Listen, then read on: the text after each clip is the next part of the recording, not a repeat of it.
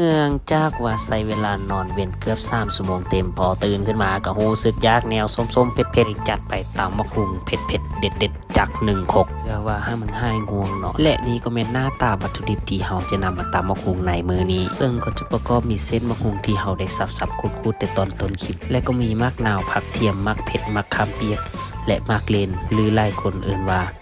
มะเขือส้มนั่นเองเริ่มต้นด้วยการใส่ผักเทียม3 กีบมักเผ็ดแห้งเติมอีก15 หน่วยจากนั้นเราก็เอาสร้างมาตำมักเผ็ดกับผักเทียมให้มันแหลกแล้วก็ปรุงรสโดยการใส่น้ำตาลทราย1 บวงแกงแล้วก็แป้งนัวอีก1 บวงสวดเอาบ่ลนให้มันโฮไปจากนั้นเราก็แทกแดกดันให้มันเครื่องเข้ากันแล้วก็ตามด้วยกะปิอีกปลายบวงแกงแล้วก็ติดตามมาด้วยมะเขือส้มหรือว่ามะเลนจากนั้นเราก็เอาซากกระแทกแดกดันให้มะเลนแตกเพื่อจะเอาความส้มและความหนวดจ้ามะเลนแล้วก็ทำการบีบมะนาวเพื่อเอาความส้มจ้ามะนาวและขั้นตอนสุดท้ายก็คือนำเอาเส้นหงใส่แล้วก็คน